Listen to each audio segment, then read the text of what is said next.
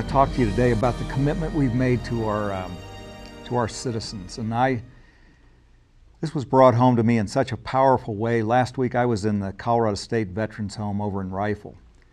And I sat down with guys and women, and met a guy from Normandy, people who'd been in the Pacific. There was a Korean War vet and widows.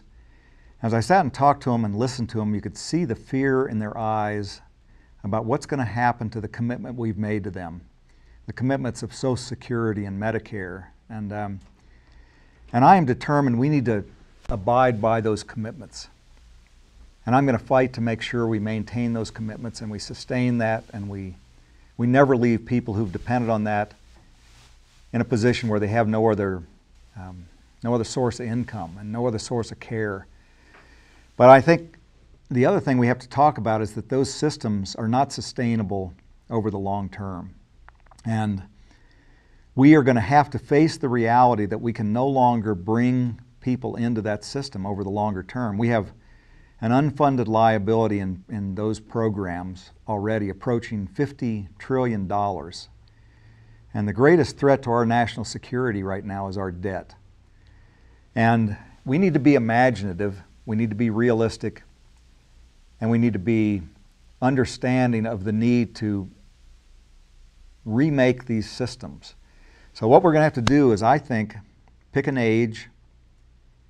Maybe it's 25, maybe it's 18, but we're going to have to tell people below that age that they are not going to be engaged in those programs. Those programs will not be available to them, and we need to transition them to their own personal savings accounts, their own sustainable retirement plan, because we can no longer afford to live by the commitments indefinitely.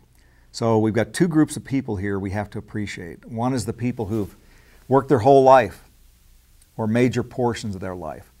And those promises and commitments are inviolate to me. But it's going to take men of courage to stand up and say we can't do this any longer. So we'll stick by those commitments we've made, and then we need to revamp the system. And I want you all to give me your ideas about that, because it's taken us 70 years to get into the problem we are in with Social Security. And we're not going to get out of it with in a short fix, but it's going to take a lot of creative thought and a lot of courage to face the reality that we do need to change this system. So I'm going to be there for you people who have depended on it, and don't ever question that.